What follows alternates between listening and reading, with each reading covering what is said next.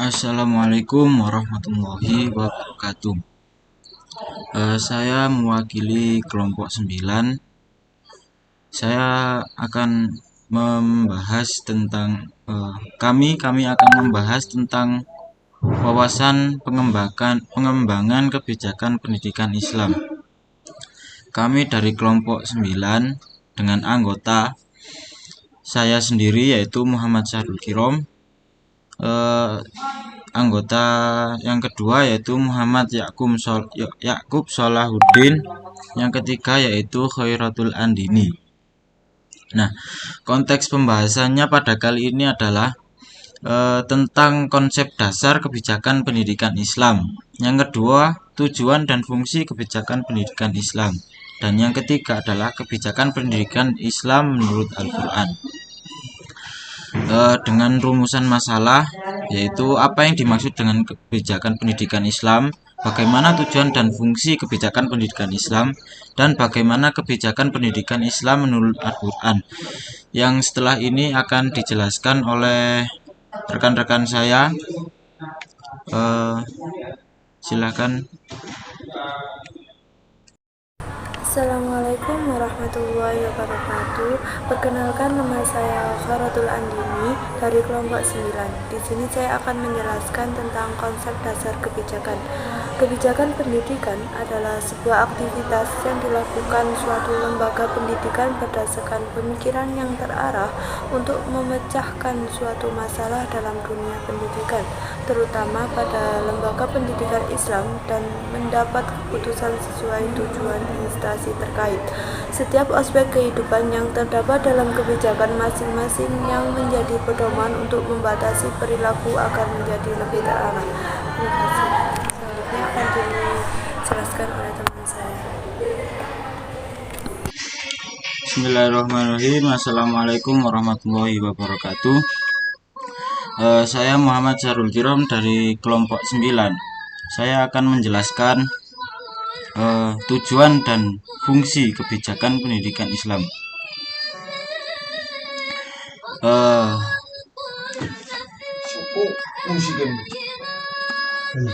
Tolong nang cilik nang.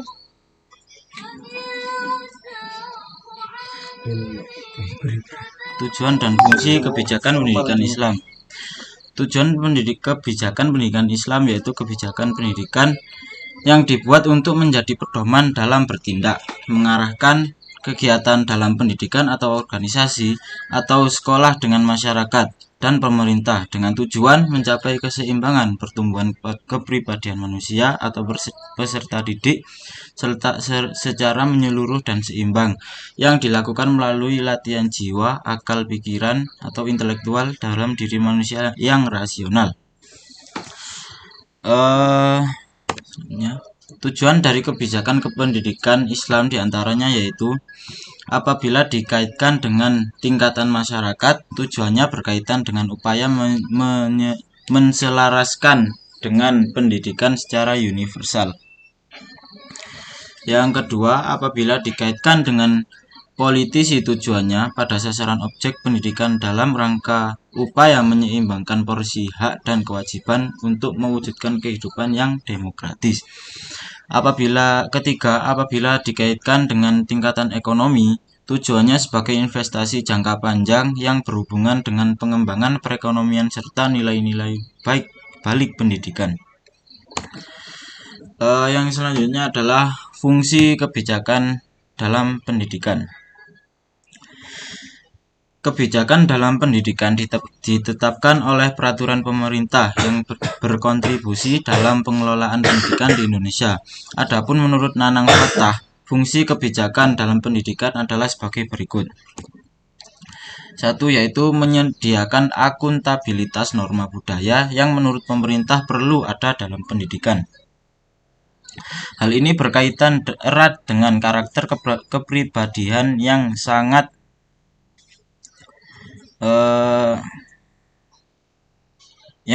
beragam dan berbeda-beda.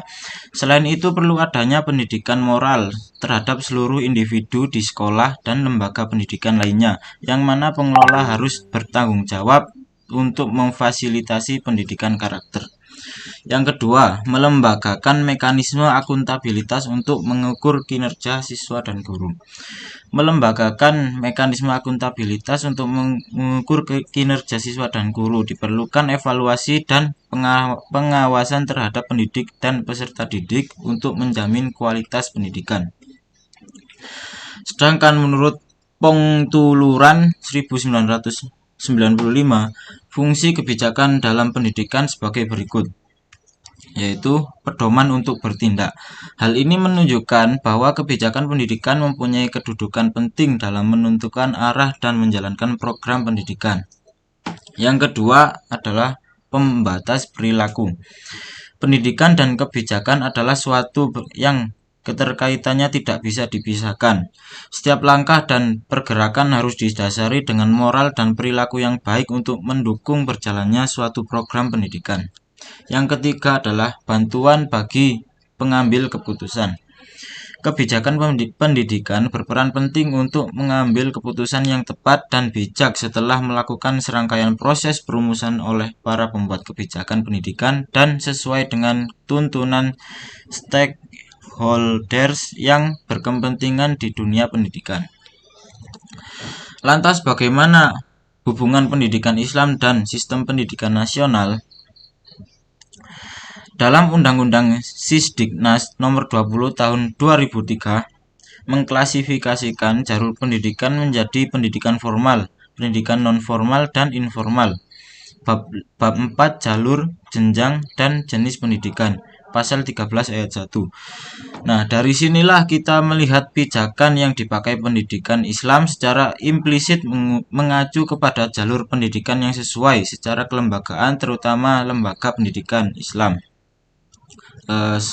Terima kasih, sekian dari saya. Selanjutnya akan disampaikan oleh rekan saya.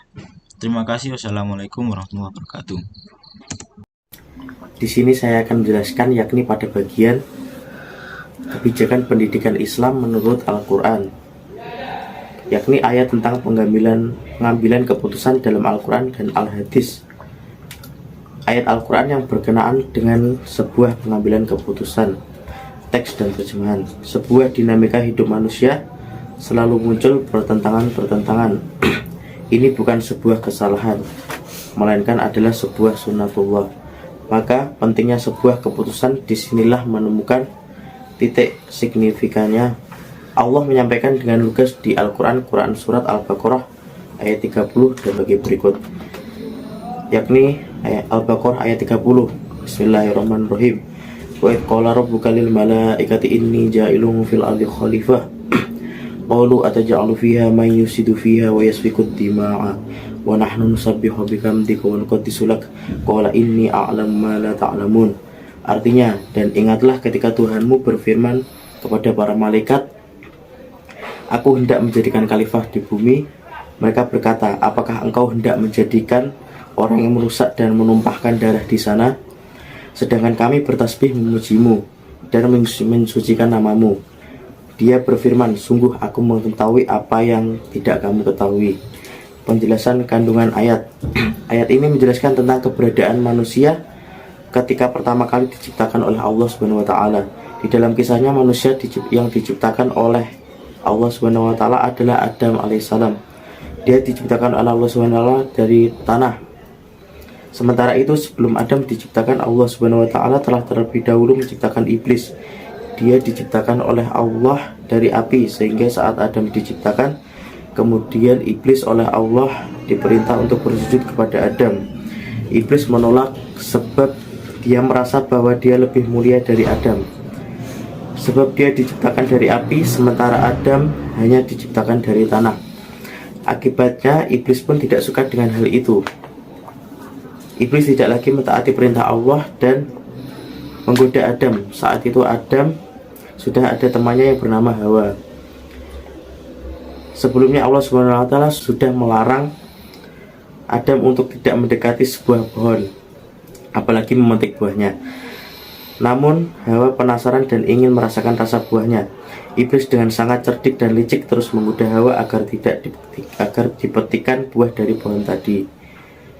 Maka Adam tergoda dan akhirnya muncullah sebuah kisah bahwa Adam dan Hawa diturunkan ke bumi.